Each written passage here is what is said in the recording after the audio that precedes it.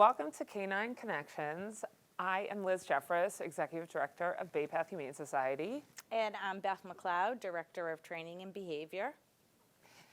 Well, it's 2024. Hope everyone is doing well. We wanted to start off today, all of today is an episode we want to call Great Expectations. And to kick it off, we wanted to start with, what are your expectations before bringing a new dog into your home? So we'll talk to Beth McLeod about that. Okay, so what we're really talking about are dishwashers and dating. Obviously. We all have expectations about everything all the time. It's why we are happy, it's why we're sad, because things meet our expectations or don't meet our expectations.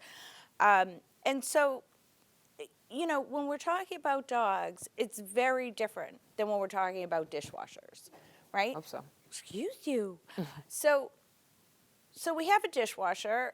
We go out and we look at the dishwashers and we get it home and we have an expectation that the dishwasher is going to function exactly as the manufacturer has, indicated. It's not always the case, but 90% of the time. Getting a dog is more like dating, Yes. right? When we're dating, we have an expectation of, this person, that person, they're going to be this way, they're going to do these things, they're going to fulfill these needs in me. And that's generally not reality, right? No. That we adjust our expectations as we build a relationship with somebody. It is 100% the same way with dogs. Most people, it doesn't really matter whether they've had a dog before, haven't had a dog before, they have a dog at home and they're adding a second dog. There's this huge layer of expectations that kind of covers that whole process. Initially, people tend to be drawn to the physical, just like when we're dating, right? Yep. That they have a certain look that they like, a certain stature, size, and then the next part of their expectation is generally activity level, right? I would like a couch potato, in which case I always say, get a noof, right? They're 120 pounds of couch potato. Or a senior. But other people are, have these expectations of, well, we hike all the time, or we kayak all the time, or so they have this picture at the very beginning. And this is, whether you're adopting or getting from a breeder, or even somebody's dog had a litter, which doesn't happen very often up here, but it happens, right? You just come in with all this baggage, this expectations about what life is going to look like. And hi, Percy. I have a very attentive audience member here today. And so what I would say before you add a dog to your home is look at your expectations. Write them down, actually, on a piece of paper or on your computer, where you say, this is what I'm looking for. And this is not a list of, what are the qualities I'm looking for a dog? This is really what you're envisioning your future to look like with this dog. Yeah.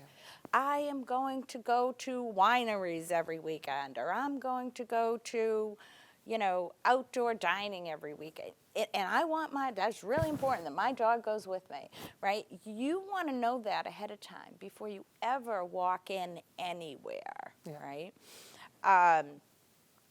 Because what you're expecting is not necessarily what you're going to get. Yeah, and one thing, that we had to do with COVID is, or the Bay Path model, as you know, was come on down, look around, see what, and go from there. And with COVID, we had to do this process before you could even come in and meet the dogs. And you helped us develop this matchmaking process that got started eliciting this information from people. And I would love, maybe it's another thing that you and I can work on is a survey to go back to. Actually, we did do a survey during COVID, and so many people spoke to the matchmaking. But I'd love to just anecdotally, I'm sure that's not the not necessarily the look of what they thought they wanted. Right. But then they got match made into something because you're a medical resident, perhaps a puppy when you're working Right. 30-hour shifts or something, or Right. whatever, or you're an ultramarathoner, like perhaps this dog, blah, Right. blah, blah. So Baypath evolved into that because of COVID, and I think the adoptions are better for it. The returns are certainly down. Yeah, absolutely, absolutely. So now you've added a dog to your home. And then the next thing is how your expectations are going to need to shift. You've gone from this theoretical, hypothetical, fictional character to an actual living, breathing, sentient being, right? One of the other things, I just want to skip back for a second, because one of the big factors in determining our expectations is our previous experience, right? So you had Fluffy, the dog, and he was the perfect dog. One of those dogs, I hear it all the time, well, I never even had to train my last dog, and what happens when you have that dog and then you get a dog that is not even challenging, just more challenging than Fluffy was, right? You begin to think something is wrong. Yes. This is wrong. This is not the right way. It shouldn't be like this.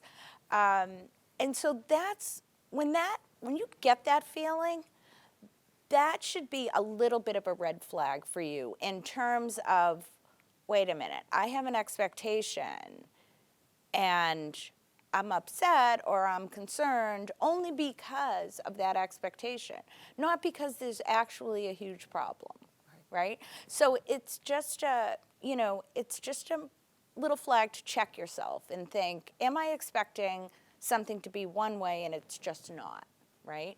So once that happens, we look at altering our expectations, right? Lowering our expectations. If you want, everybody loves these dogs on TikTok, Instagram, the wall climbers, right? The big Malinois. This is why we see so much stuff on social media about this dog, my dog, right? It's a dog flying up a side of a concrete wall, and then a little, chunky golden retriever trying to get in the back seat of the car. He can't even push himself up, right?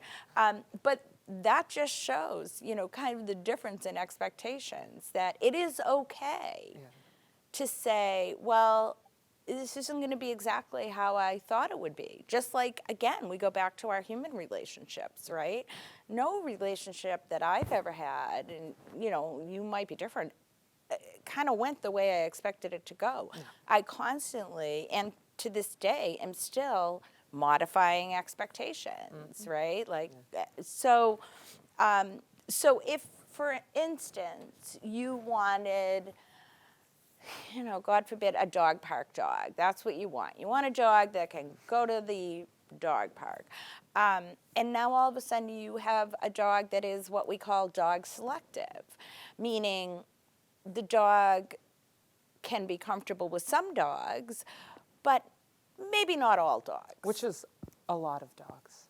80% of the dogs in the world are dog selective. But what we see both in person and on social media are all the dogs who get along with everybody, right? And so understand that that's not the norm, right?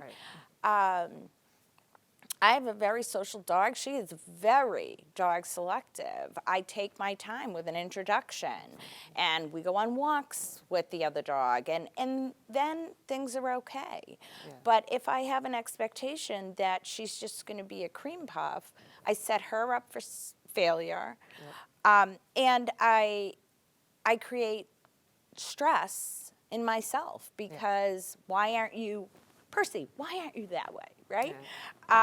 Percy is a cream puff. But, so that's where we have to modify what we think of our dog, Hi, baby. A lot of people have retrievers, right? And I've heard this time and time again that I don't understand. My dog won't go swimming with me. Because retrievers are pretty, notorious for loving water. Even, this weather is not going to, this 30 degrees and a half a foot of snow is not going to deter them from swimming, a lot of them. Right. But then you get another one who is just like, yeah, no, I don't even like to go outside when it's raining, right?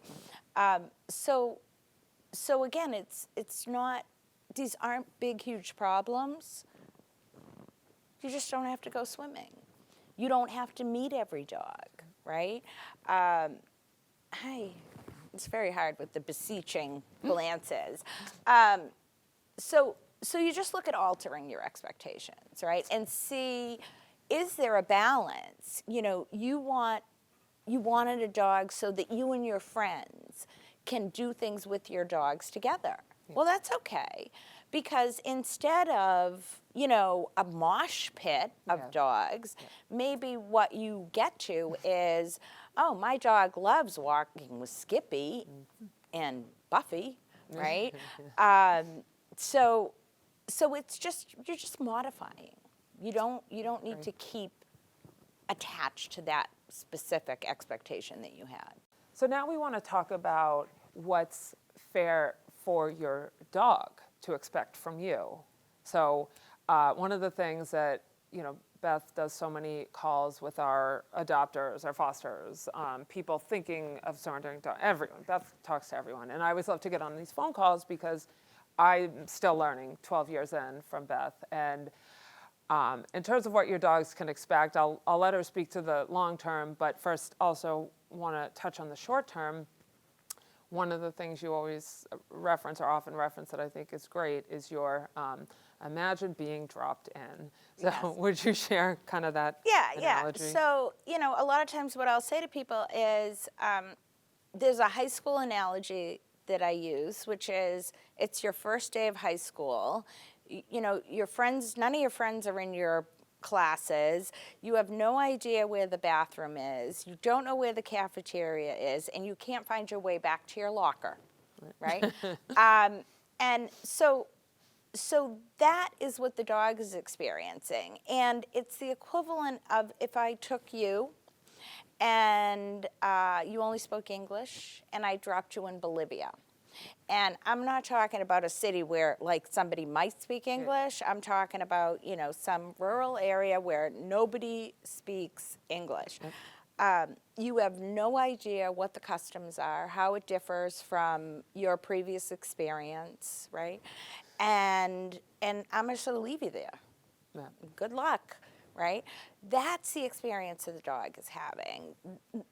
The dog has come from wherever, unless it's a dog that you or us, we know the background, which certainly we have those dogs, but in general, we don't know the background. We don't know the experiences that the dog has had previously, So unless we have that information, basically, you're a brand new country to your new dog, right? With brand new rules and brand new customs and everything else. So, we got busy. So, what? Oh, you have something to say? So what we try to do? Oh my goodness, Percy, you're very talkative today.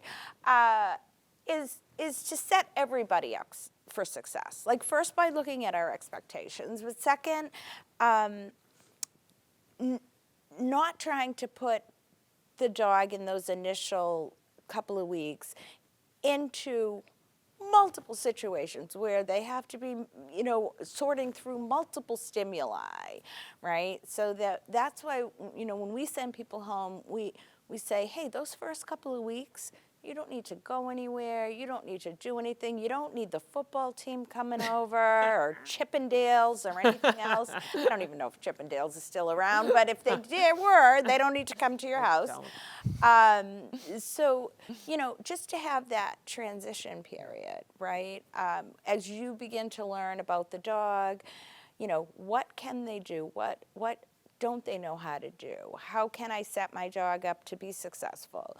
If you have a dog and your expectation is, I would like my dog to eat off the coffee table, you might have had a dog who, was punished for going near any food, and you're going to see a reaction that seems atypical to you, right? So it is really all about starting to develop a conversation with your dog. With my dogs, I'm constantly evaluating, are you comfortable? And with something new, right? Because, of course, now I've had my dogs for a while. They're, in my space. And but I constantly am watching. Even my 13-year-old Golden, are you comfortable here? Is there... as we do new things, we're constantly evaluating, how do you feel about this? How do you feel about that? Because they have a right as sentient beings to expect certain things. We can look at Maslow's hierarchy of needs and, and just as kind of a reference point, they have a right to shelter. They have a right to food, to water. They have a right to interaction, right? In some of these dogs, they may have had very little human interaction or very little dog interaction. If you look at like the big commercial puppy breeders, right? Those dogs are not, interacting with humans on like a daily basis, right? But when they come into your home, when you have chosen that dog, they have a right to have that interaction, right? Yeah. To have at their pace. At their pace, to have support, right? Again, I always talk about my little Pekingese buddy who lived under my chair for 6 months in the kitchen. He couldn't go faster than that. Certainly, I had gotten him as a playmate for another Pekingese of ours. That was my expectation that, Buddy was coming home with us, and now, I didn't have to worry about the little Pekingese being run over by the big Goldens. No. I had to modify that expectation 180 degrees, because even after I gave him all that time, and then he became comfortable, and he was, I had 3 other dogs at that time, and he was comfortable being around everybody. He never wanted to play with my other Pekingese, ever, right? He was a toy dog. There was not a lot I was going to do at that point to be able to say, I really brought you home to play with Bear, right? Get the memo. He definitely didn't get the memo. But Buddy had a right to make that choice for himself. Yeah, right? And I think that's what your choice is. That's what we have so many adopters. I know they mean well, and they'll say, I want to wait to get the dog until I'm home for a week or whatever, and I'm going to be there all the time. And sometimes these guys, it's okay to give them some quiet time. You know, it's actually beneficial. But people are excited and they want absolutely to love the dog or cat because it just came home. But right. You got to watch them, and they'll tell us. They tell us what they need if we're paying attention. All the time. Right. And we've talked about that in the past, that the most important thing is allowing a dog to make a choice. And the more choices we give them, the happier they're going to be. And you always say, you can never go too slow. No, absolutely not. No, those first weeks and months, there is no such thing as going too slowly, right? Is to have them, It's kind of like when you talk about the relationships, it's like the reverse honeymoon. It's like a little rougher Yes. with the dog, and then it gets better, and then Yes. the human relationship Yeah, is yeah. great in the beginning. And then it gets rougher. yeah. And then But if you just hold on with the downhill dog and cat, it'll Yeah. get better down the road. Yeah, exactly.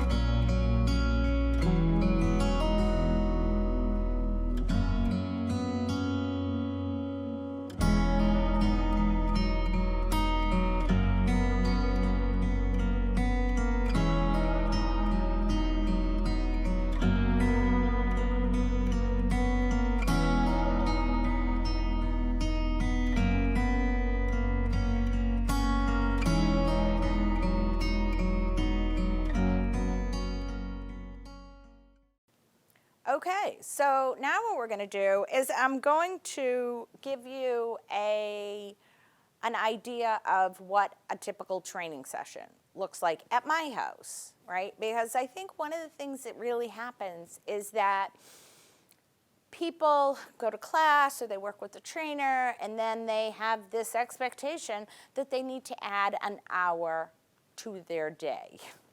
And then that gets overwhelming, and then no training happens, because when we get overwhelmed, we freeze. So what we're going to do is I am going to keep looking at my watch, because generally when I'm training, what I'm doing is I'm doing something, whatever behavior I'm working on, for a period of time. So for example, I'm just going to do some random stuff with Percy. We're going to work on hand targeting. So what I might do is I might say, oh, I'm going to do that for a minute. So, or you can do it through number of treats. Sometimes I'll say, well, I'm going to do 20 repetition. I take 20 treats out, and when the 20 treats are gone, we're going to stop and do something else. So we're going to just work on hand targeting. Initially, I'm going to start low with Percy because he's a small dog, and then I'm going to come up higher and higher. So all we're going to do is good.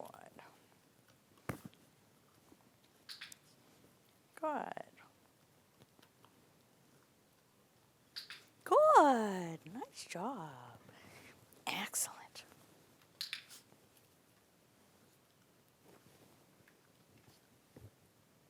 And see, so I saw him lift his paw, so something in my body language was not clear about what I was asking for. So all I'm going to do is just kind of think about that for a sec and restructure how I present my, my physical cue. Good. Excellent. Good. Thing I love about hand touch is it helps you move a dog through space. Good boy. So if you're at the vet's and you want to get your dog on the scale, all you have to do is put your hand out, they go on the scale, get the weight, and then you're good to go. Okay, so I'm going to just take a quick break, and we're going to do something different because I want this, sorry, I know I'm back to the camera.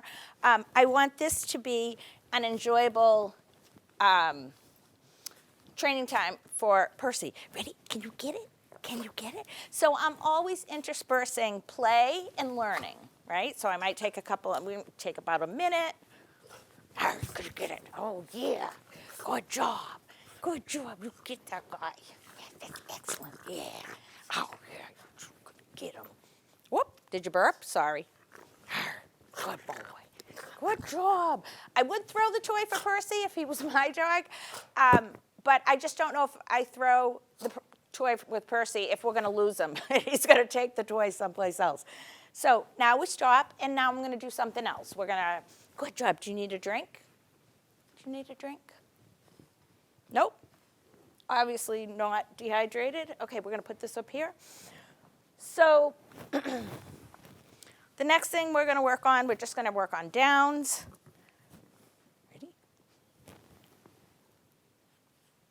Good.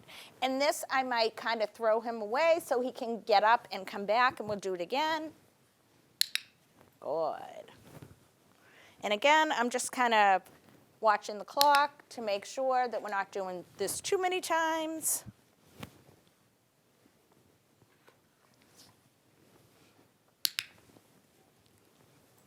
And let's see if this time I can get rid of that sit. Nope.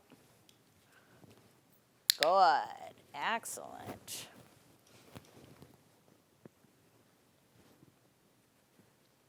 Good.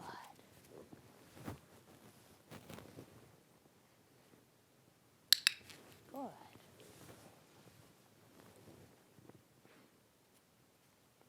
Nice job. Good. Good. Okay, so now what I might do is I might take out something that is totally novel to Percy. And just because I want to see, like, how comfortable is he with new things? And I'm going to move our water bowl because this is kind of a crazy little thing. I want to see what we'll do with this. What is this?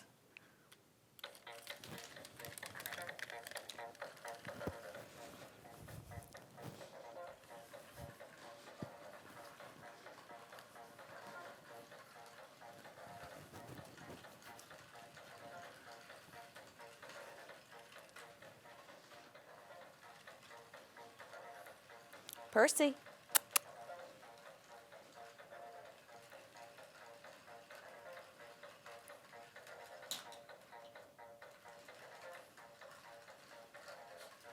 Well, hopefully he's going to come back because he's out of the realm of, oh, here he comes. Good.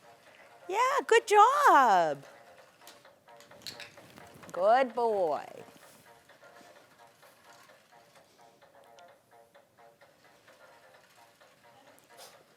Good. Okay, and so we're going to pick him up, and we're just going to put him away. Well, actually, we're going to do something to him. Wait, he's always hitting me with his little legs. Okay, so now, so that gave me an idea of like how Percy is with new novel, really kind of weirdo stimuli. So now what I'm going to do is I'm just going to put it down on the ground because I really want him to be able, he's like, where did that thing come from? I really want him to be able to investigate it, right? What is this? What is that? Oh, you're so brave. That's excellent.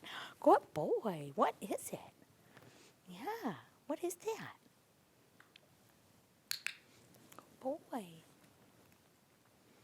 to see him? Yeah, nice job. So you can see, like, he was a little uncomfortable with it, right? I'm not sure, it's moving, it's making noise, everything. But when it's right in front of us, we're okay with it. So that's really kind of a good lesson in introducing stuff to your dog. So if I saw this, then what I would do is a number of times I bring out something like this, and then I might have a friend help me and have the crab turned on over there with a baby gate so the crab can't get too close to him. You know, it's just about always looking at what the dog is showing us, right? And changing our expectations, whether we're changing them about what our dog is in our lives or my expectation for a training session. A lot of times I have to modify because, again, not a dishwasher, more of a date, right? So with that, what do you think? Are we going to say goodbye for this week? I think we will. Okay, so that's Canine Connections. Great expectations. We'll see you next month.